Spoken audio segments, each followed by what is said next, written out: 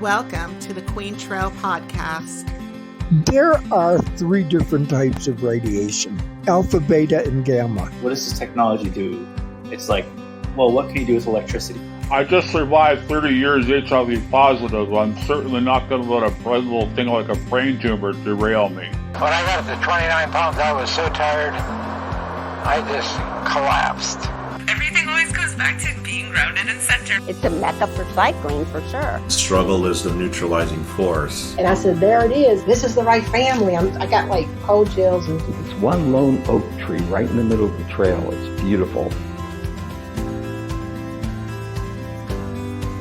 Hey everybody, welcome back to part 2 of Let There Be Rock with Mike Acosta, our talk on all of the crazy concerts that we've been to. This one holds a trigger warning because there's going to be some talk about drugs and drug-induced behavior at concerts. I think that the overarching theme of this episode is how fan behavior molds the concert experience. So, of course, if you're having somebody who is really negatively impacting your experience at a concert, there's going to be a pretty strong memory associated with that. But there are some really amazing fans, and I will talk about those experiences as well. And I think this episode also focuses a lot on venues. So I do want to say that all of the opinions expressed here on venues are mine and Mike's, and they should not reflect at all on those venues. A lot of it is parking related, but also sound. Some venues are just not designed to be music venues, but some really great concerts happen at these sporting event venues, and you should go to them. You know, if you like the band, go to them. So again, all of our opinions are our own. Going to hear a lot about heavy metal concerts, some country music. I mean, we kind of run the gamut. Spanish rock, as well as bands like Lou Reed and Neil Young and Barry Manilow.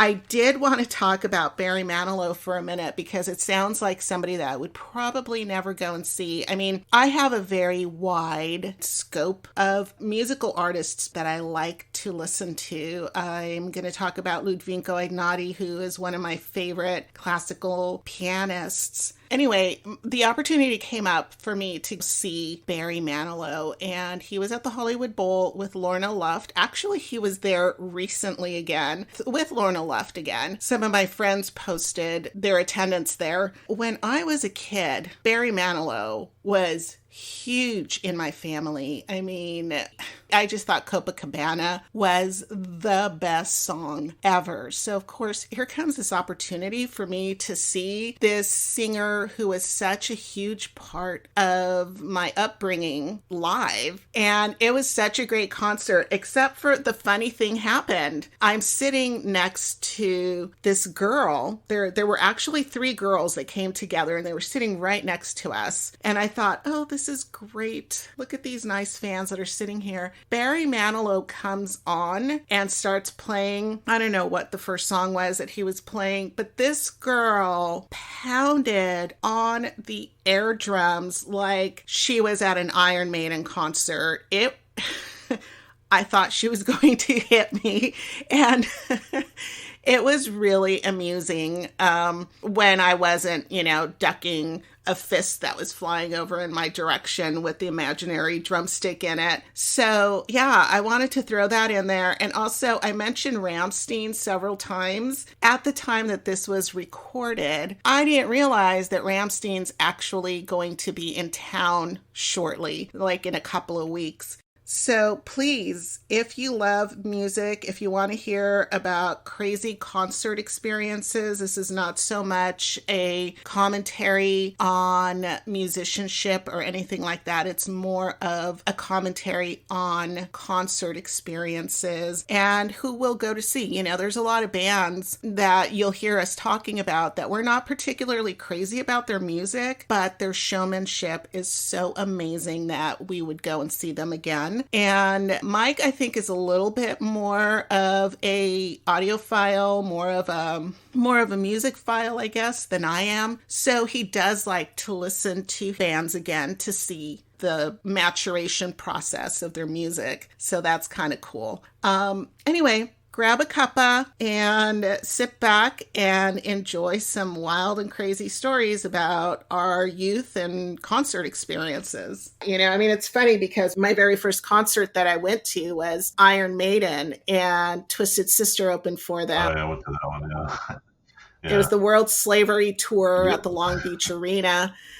And I bought a ticket. I went by myself because I thought that was the thing that you did. I didn't know anybody else who liked Iron Maiden. I mean, it's kind of like, you know, those rare girls that supposedly, I have a lot of friends who are girls that really were into Rush, but apparently there's this whole thing about how Rush fans are like 80% male, and you know there's like the token female. Probably, I would agree with that. Yeah, and that's a great band too. I totally forgot to add them in there. That they're always my favorite to see. I think I've seen every one of their tours, and they are always the finest musicians. And just their show. Really, really good band. But I think it's the same sort of thing.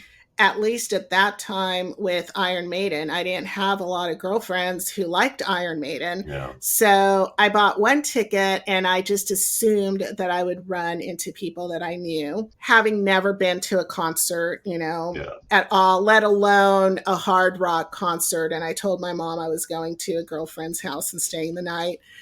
I folded up my mini skirt and stuck it in my purse and took off and dressed on the way over there. And I showed up and it was just me. I had this really great ticket and it was $13 through Ticketmaster. And, you know, if there were any fees, it probably was a whopping $15 or $18 in total. Really good seats. Showed up, walked through there. I was blown away by the experience, having never experienced anything like that. I mean, like, we were not the family that my parents did not listen to that music at all.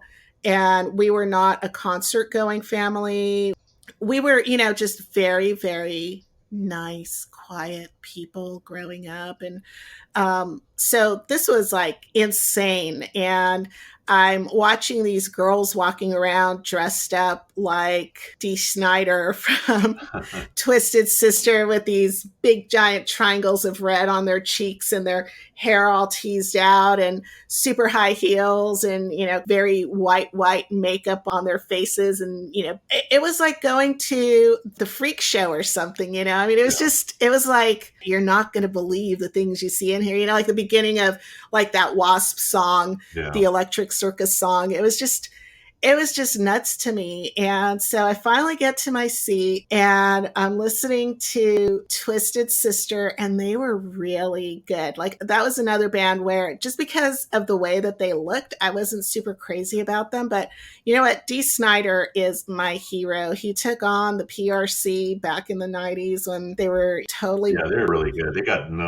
they didn't get as much credit as they should have. They're a really good band, and I saw them. They're a really good band. Yeah. You know, like, this is back in the 80s. Iron Maiden comes on. They were hot. They were really good. They put on such a good show. They had this gigantic, like, 2-story high mechanical Eddie that walked out on the stage. Yeah, I remember that. Yeah. But the thing that it was such a frightening experience. It was like the female Pinocchio story. You know how Pinocchio runs away to the circus and all the horrors happen to him? Yeah. So here I am by myself, and this guy who must have been wasted on like a lot of meth or heroin, I don't know, but he was sweating profusely, very skinny. He had a button-down shirt and it was open, soaking wet, and his eyes were rolling in his head.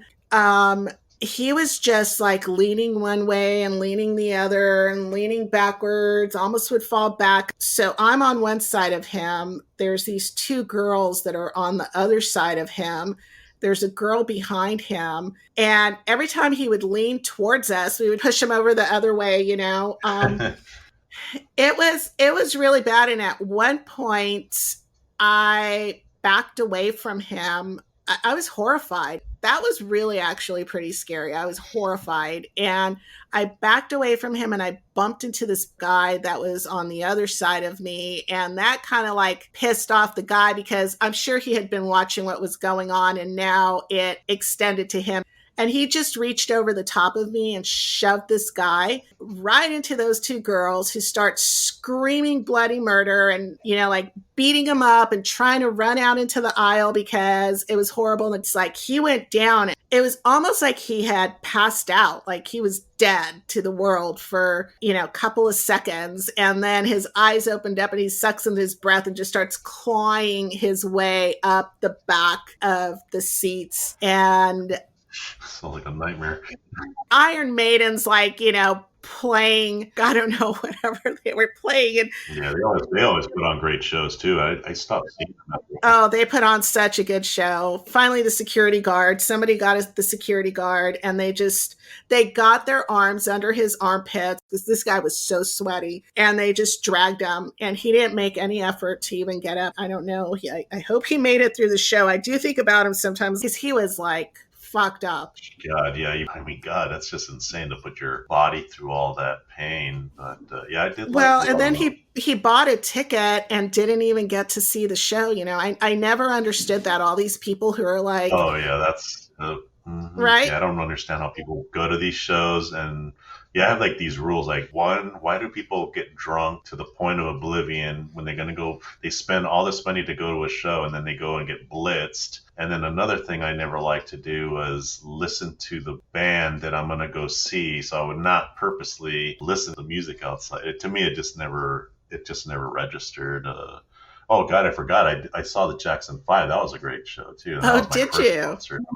Yeah, I was like 5. I still remember that. And oh then, my gosh, how cool! Oh, and then Bruce Dickinson's cousin's band was great too. The Adam and Eve tour with Catherine Wheel. And then Rob Dickinson. I think I saw that guy one year saw 30 of his concerts because I was needing my Catherine Wheel fix. But yeah. The second time that I saw Iron Maiden, Steve Harris's daughter had a band, and we missed her show. I really wanted to see it because it's like, whoa, like this girl-fronted band. How cool is that? It was also at Irvine Meadows. Got there in time, but they weren't letting people in because the night before, again, the crowd thing, some people started lighting like pizza boxes on fire and flinging them like frisbees through the arena. Yeah. So this is night 2 of Iron Maiden and Anthrax. That's why, because Anthrax has crazy fans, and it was like the same thing. I saw Rage Against the Machine at Dodger Stadium, and all the fans were just going insane. That was a really good show. And then U2, they opened up for U2, which is kind of a weird combination, right? I went to that show also, yeah. Since you mentioned the Jackson 5, I have seen other bands that are not metal. I like a lot of alternative bands. So I mentioned Highly Suspect, Cake. They're a good band. I like them a lot. Yeah, they're good. One of my favorite bands.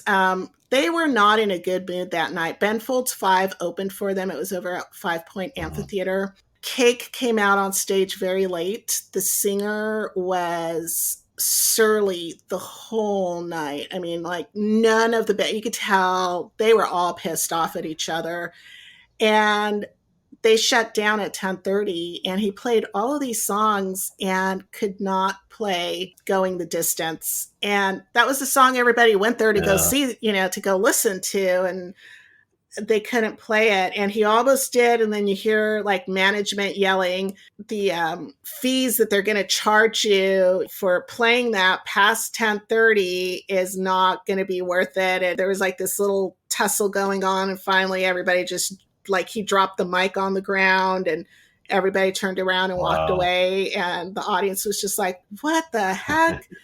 So that was a disappointing one, but I saw Smokey Robinson with Lisa and Cult Jam. They put on a really good show that was in Vegas. I saw Barry Manilow at the Hollywood Bowl and Lorna. Yeah. I saw Neil Diamond at the Forum, and that was the first and only concert where I smelled better coming out than I did going in.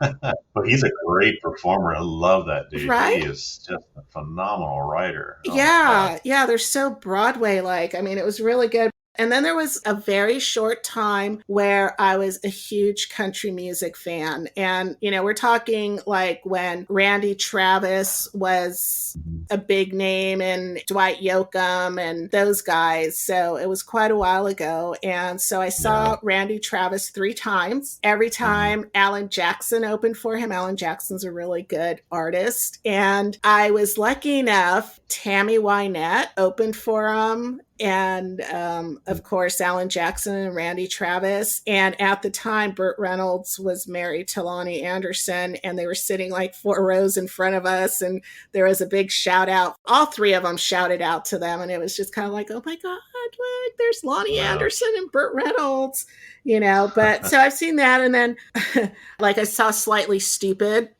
Talk about the concert that you go in smelling normal and come out smelling like a pot field, and then a bunch of Spanish bands that I've seen like Mana and Carlos Vives, Juan Luis Guerra, Juanes.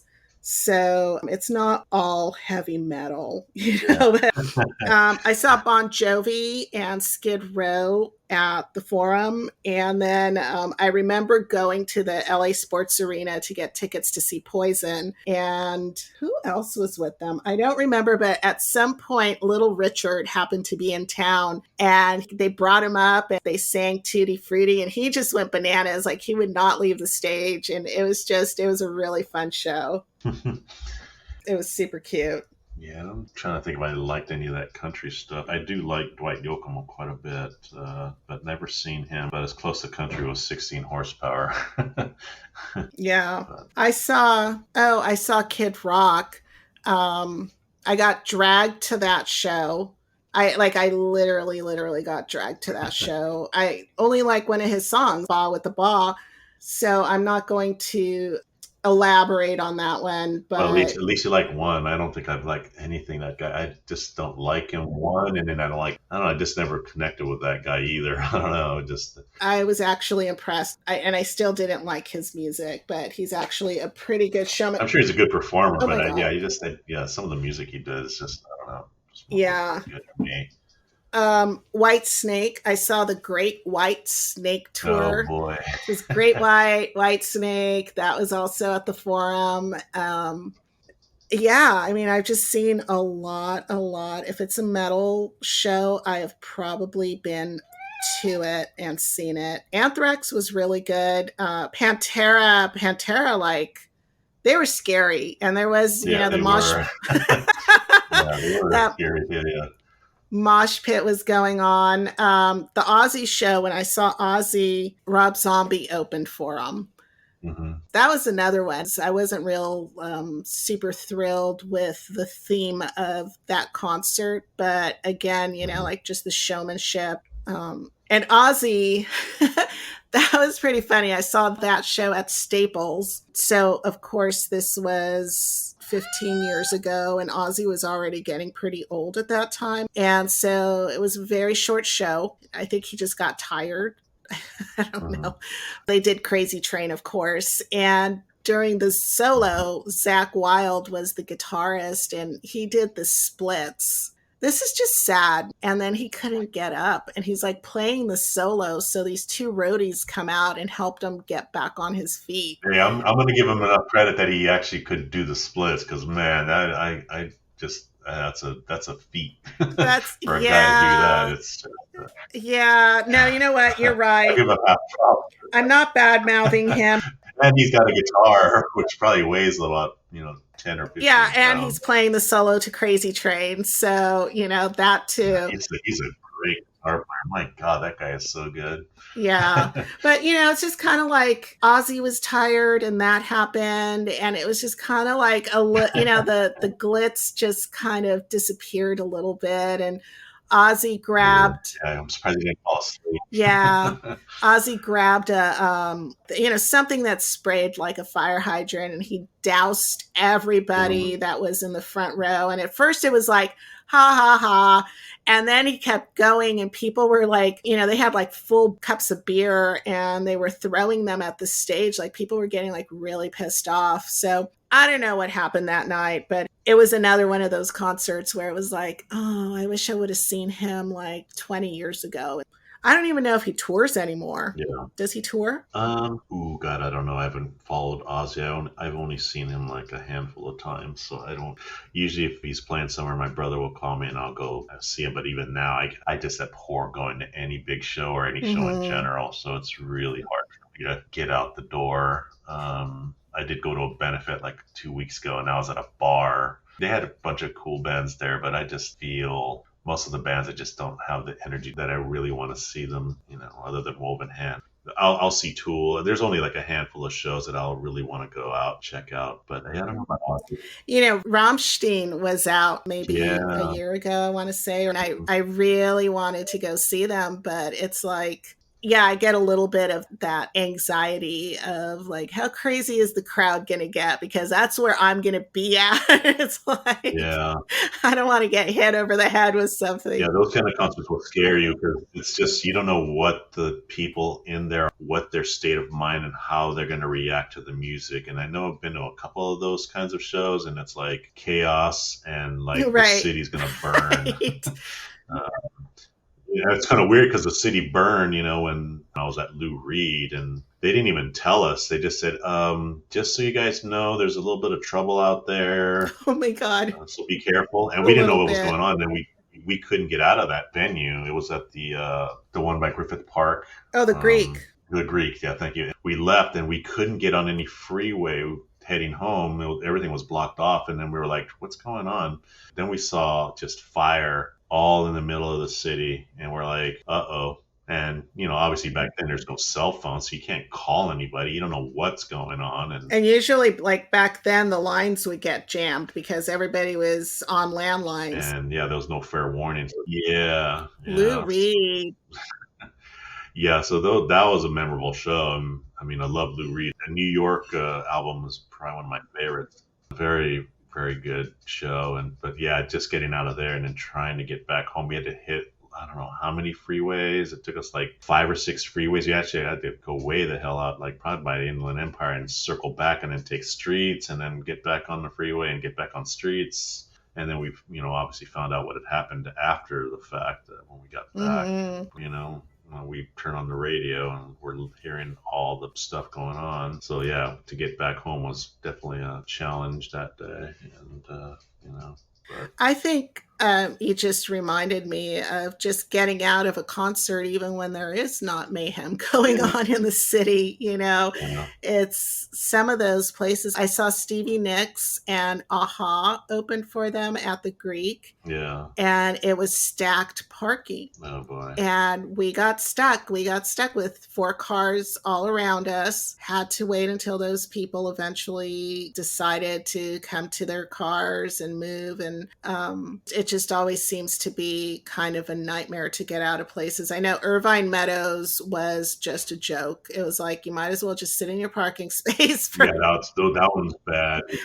I saw the Cure there, and then getting out of there was like a 2-hour ordeal. And then the car stacking. I parked for Peter Gabriel at the Hollywood Bowl, and there was car stacking, and we were all waiting because one car was holding everybody up. Yep. And we could not get out, and we were out there for an hour and a half, and we're like, where's this guy at? Like, did he get lost? Did he die? And I just called the tow truck and pulled his car out. And the guy's like, where do you want me to take this? Whose car? It's just like, we don't care. Get it out of the way. And we all moved out of there, and you can put it back. We gave him a $50. We walked.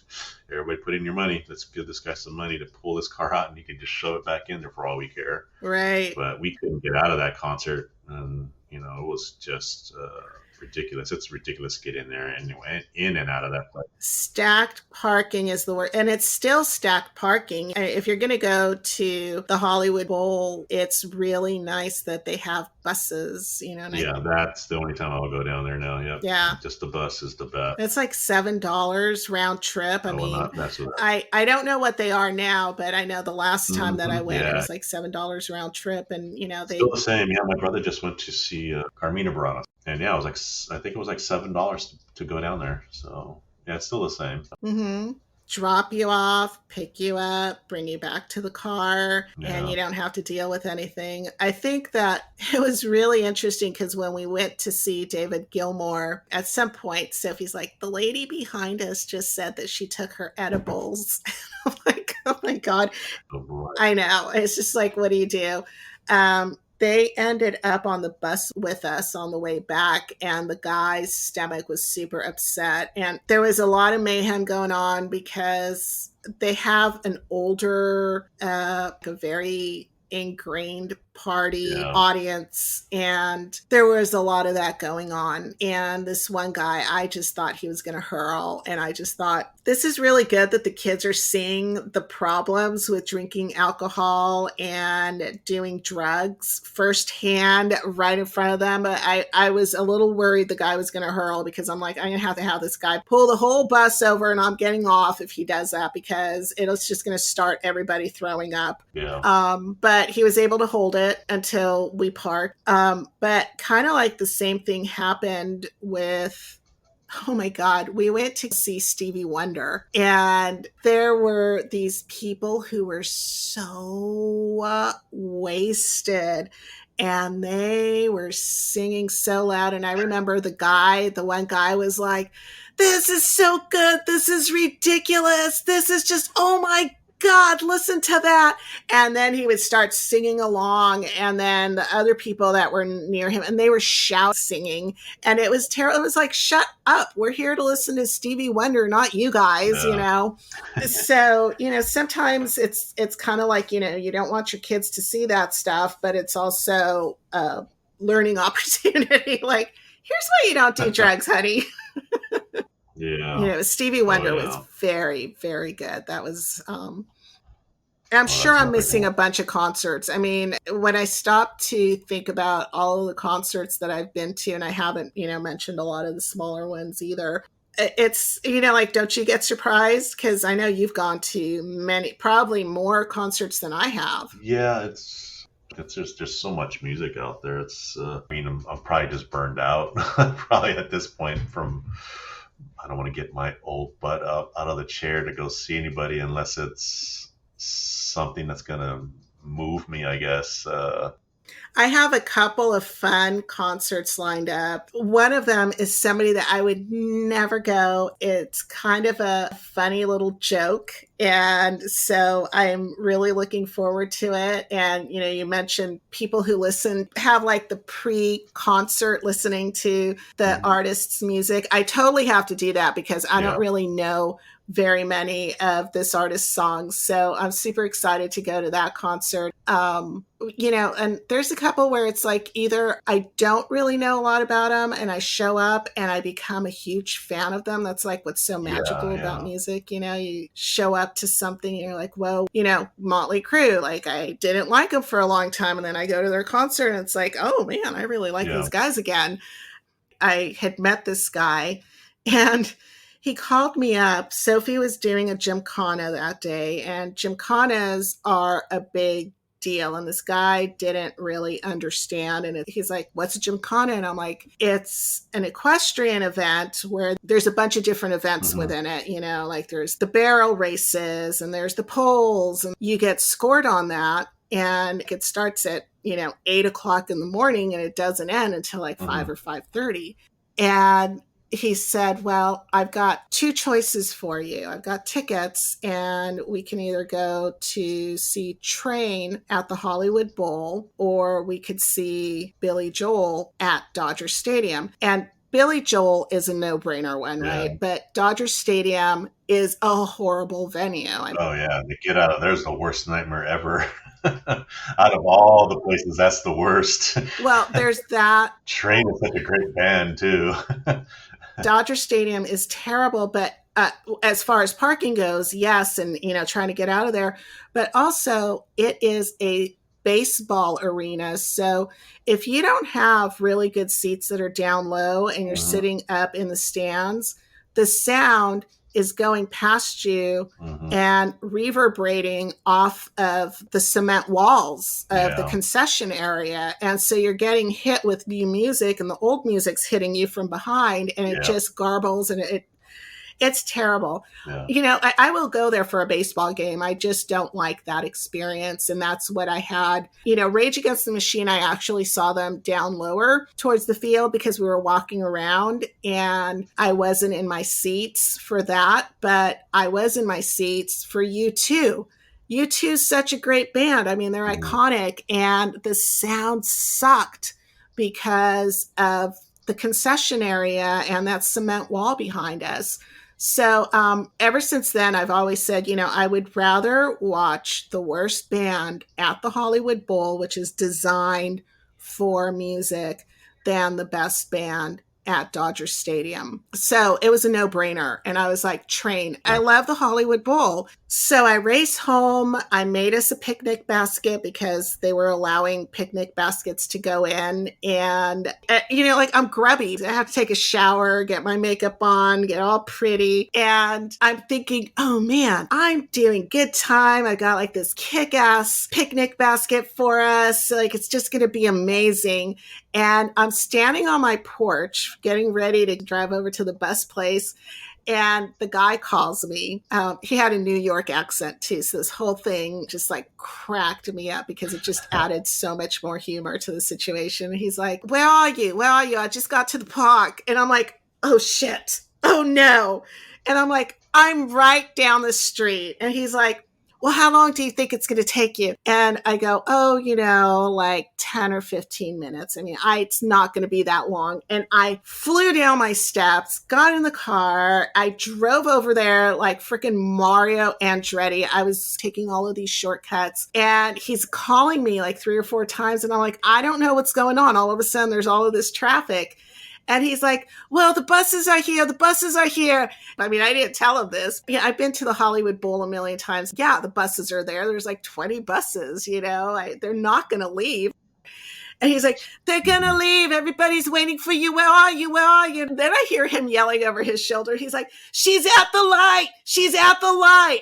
And then he's like, which light? And I'm like, I'm over at the light by blah, blah, blah. And he's like, she's right there. She's right there. She's coming, And now I'm like, oh my God, I got to make this light. And I get into the parking lot. I'm burning rubber, just sliding into a spot. And I get out and I hear him going, she's here. She's here. And there's like all of these people that work for the bus company. And I'm like looking, and there's like 20 buses, I'm like, I don't know what the problem is here. And I get out and I throw this picnic basket thing over my shoulder. And there were eucalyptus trees. The big giant seed pods had all fallen on the ground. And I'm like, hi, I'm here. And I almost ate it because I stepped on one of those pods because I'm trying to rush over to, this guy that's having a complete meltdown. I don't know how I recovered it. I hear everybody in unison going, oh. And I finally get on the bus, and, it was all good. So we got there and we watched the show, and it was okay. I would have preferred to have seen Billy Joel, but it was kind of a relaxed show. So it was nice, but there's another one that has a really funny story that goes along with it. And, and then we got driven back, and it was good. And I never saw the guy again. Actually, no, we did. We went on one more date after that. And we went to the Dorothy Chandler Pavilion to see Joy of the Boys little bit more accents going on there. He lived like really far away. It's, that's like the Los Angeles story. You meet somebody and, you're just like, I'm not going to take 15 freeways to get to you. I'm sorry. Like you seem like a nice guy, but that's really far. And, he felt the same way. It's like, I'm not taking 15 freeways to get to you. You seem like a nice girl, but, so that was that. But I did see Train, and that was the story that goes along with that concert. Oof. Well, I don't like those experiences. I just go on to shows by myself, my brother. Yeah. Most of my shows are date things. Like date too. Those are probably one of the hardest things to do too. It's like going on a date and a concert's for the most part not probably the ideal situation, especially if it's a first date. Yeah, and really, this last one was not a bad story. It was just like very funny. Like I laugh about it every time I think of like she's at the corner, she's coming. Hold the bus. I'm like, oh my god. And sure enough, I mean, really, there were like 20 more buses. It was a good date, it was a nice date. At least, yeah, you had fun. I mean, imagine having like Rammstein as your first date concert. You get fight for your life. For sure. Oh my god. I struggle whenever they come out because it's like I really want to see them, but it is going to be complete chaos in the audience. When I saw Rob Zombie, and that's another place you go to Staples, and it's a basketball and a hockey arena. It's a sports arena, and it's not called Staples anymore, right? Did somebody else buy it? Yeah, I can't keep track of all those changes. It's crazy. I know. Anyway, at the time it was Staples. And so the sound is bouncing off of walls that are not made to, produce a good musical experience. They're made to kind of amplify the cheers and the shouting of the crowd during a sports event. And that's perfectly fine for a sports event. Like I want to go see the Lakers there, or I want to go see the Kings there. But anyway, the guy next to me decided that he had an invisible all-around drum kit around him. And he was just like beating the air and literally beating drums that were in front of me. And I thought I was going to get knocked out. It was pretty nuts. I think some of the nice things that I remember, I'm actually thinking about drinking beer at a concert. So one of them that was really, really terrible when I saw Megadeth, I'm walking down the steps because I had some pretty low down good seats, and I'm walking down the steps with a full beer in my hand. And this guy decides he's going to stretch and throw his arms out into the aisle, and his hand hit my beer and it tipped it forward and it went down the back of the guy's shirt that was sitting in front of this dumbass that hit my beer. It was so horrifying. And the guy's like, it's her beer. She should have been watching where she was going. Oh my God, it was really awful. And I'm thinking, here I am at a freaking Megadeth concert with some crazy screamo metal bands coming on. And I know that there's going to be a mosh pit down there. And the beer went down this biker guy's back. I just thought, he was going to pound me. And he was just really nice. He was like super nice. And I still feel bad for spilling beer down his back, but it was definitely the other guy's fault. But I'll think about it, and I think about Laverne and Shirley, where they would sing Schlemizel, Schlemazel, and then I found out that I think I was the Schlemizel, so I'm the person that's carrying the food, and the Schlemazel is the one that the food falls on. I remember the Queensryche one, and they had gotten like really loud. They were going, everybody was standing, nobody was sitting in their seats. We were all just like shouting and singing along. And I had set my beer down between my feet so that I could move around without spilling beer everywhere. And this guy came down the aisle, and he just kind of like was marching, he had his army boots on and chains on him, and he looked kind of scary, and he was just like marching through there, and he kicked my beer. And I was like, oh, God, I just paid like $18 for that, It's like, yeah, insane how much that stuff costs. And so I thought, all right, fine, whatever, like intermission or whatever, I'll go and get another beer. I mean, like, no use crying over spilled beer. Mm-hmm. And he comes back and he stands next to me and he's like, it's so loud because the crowd is screaming, the music's going, like there's no room for another molecule of sound. And he's next to me and all I see is his mouth going and he's yelling at me. He stopped for a second and he looked at me like he was waiting for me to answer. And I'm like, what? And he gets his mouth really close to my ear and he goes, "Where's your cup?" And I'm like, my cup, I'm like, it's right here. And I picked it up. He had gone and bought a beer and he poured half of it into my cup.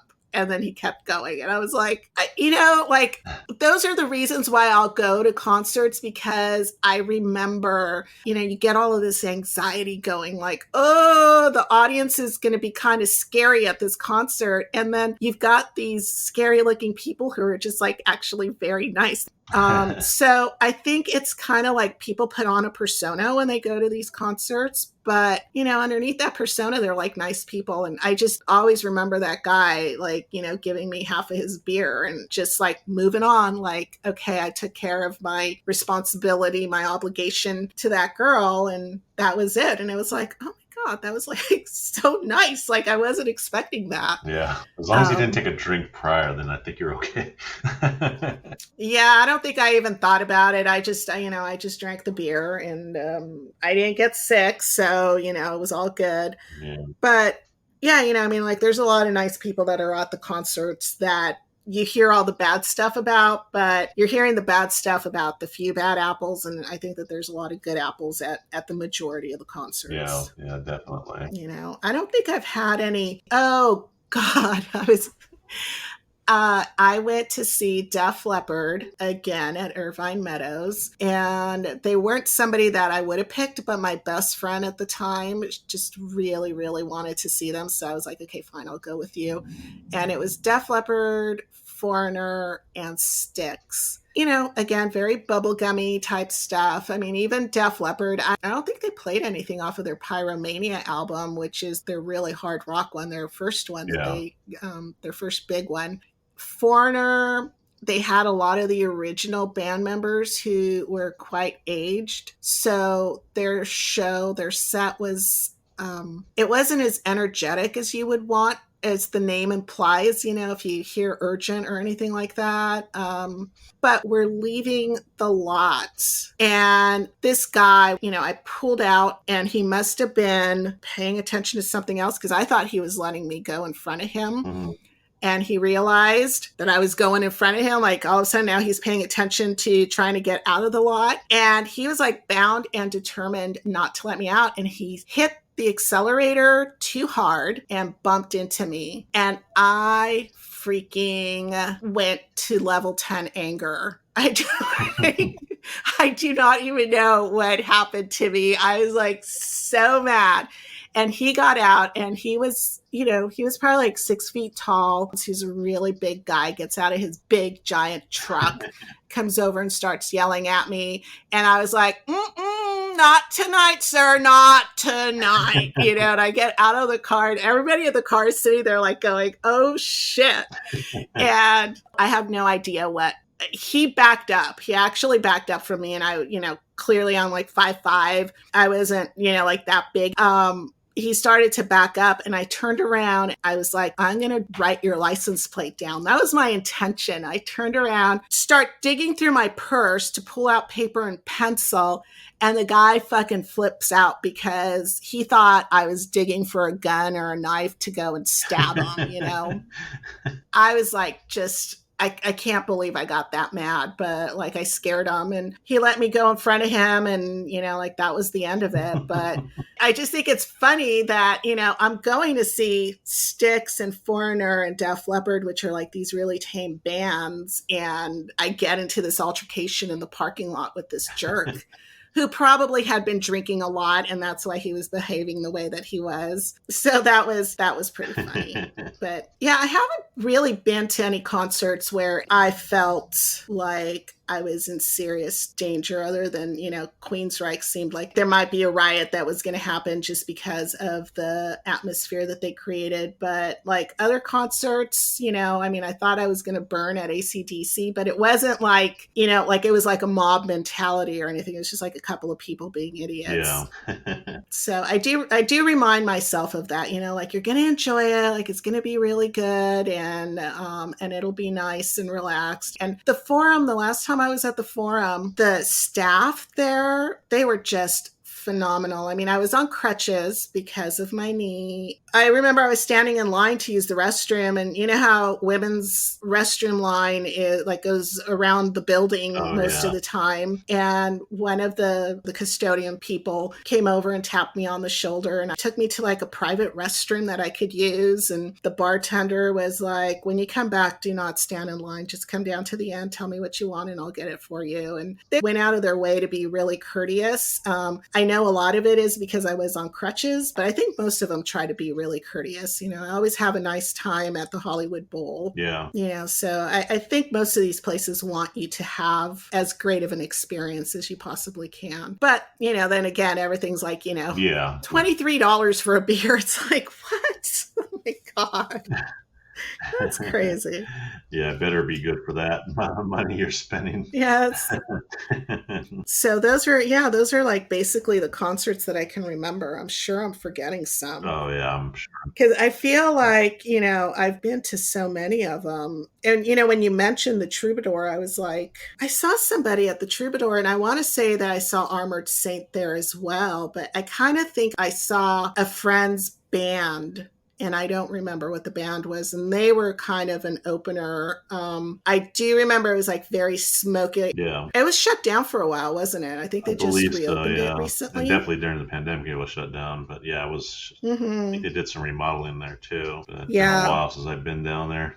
I know. But I am looking forward to these two concerts, especially the one that started out as a joke. So, I love listening to new music too. And of course, like you just mentioned that your brother went to see a classical band. There's so many good classical artists. I know Ludwinko Ignati, he was just over at the Greek, and I really wanted to see him. He was playing the Disney Concert Hall maybe 5 years ago. And at the time I was like, Sophie, you want to go see Ludwinko Ignati at the Walt Disney Concert Hall? And I think it would be really awesome. Like that's such a audiophile's dream of a place to listen to anybody. And Ludwinko Ignati it's like the perfect place for him.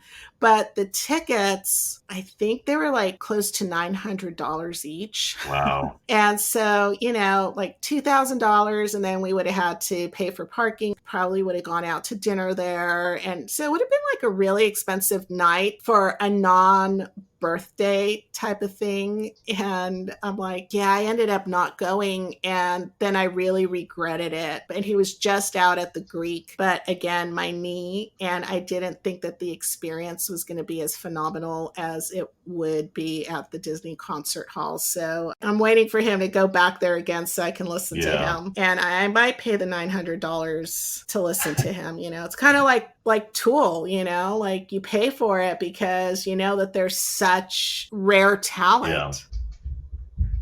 Yeah, I don't know if $1,000 is. I don't know if anybody's worth that, but that's a little bit rich for my blood. I don't know. If the opportunity comes around, I'll have to see how I feel about it at that time. But so I win the lottery or something, then I'll think about it. Yeah. When I'm worth a couple of $1 billion, what's 900? Yeah. There's a lot out there, obviously, as far as music's concerned, and we probably just scratched the surface on that. But I'm sure your audience could probably give you some more things to probably check out. I think that's probably the best way to get that is by having input from other people. Recommendations. Bringing up 30 Seconds to Mars, not my particular favorite band. The 2 times I saw them, but I would definitely love to see them again as far as to see how they've evolved as a band and as musicians, because they were very good musicians. Just for some reason, they just didn't catch me that night. And sometimes I get very focused on just wanting to see the headlining band and forget everything else. Just want to cut to the chase, basically. And move on to the main course. Yeah, I mean, there's a lot of bands that I will see again anytime. Pink Floyd, that's one band that I would always go and see. And Alice Cooper, if he came around again, even though it's not music that I listen to or go out of my way to listen to, I would go out of my way to watch his concert again because it's just, the showmanship is just so over the top phenomenal. And that's the kind of stuff that I like. I think that's why, every time Rammstein comes around, it's like fire. I get all Beavis and Butthead over it. And it's just like, I go and watch this pyrotechnics crazy show, preferably outdoor arena where I could run if things go bad. But it's fun when, when you're watching showmen doing their thing. Yeah. That was a lot of fun, and I can't wait to make more concert memories and mingle with the wonderful as well as the crazy fans that add so much to the experience. To that, I'd like to add the suggestion to always be kinder than you think that you need to be at concerts, because you can make a difference in someone's life, especially because you never know what's going to meet them afterwards. Like when Mike was released from that amazing Lou Reed concert right into the mayhem of the LA riots. I mean, what a night. Music is the ribbon that ties so many of our memories together. So please keep supporting your favorite artists.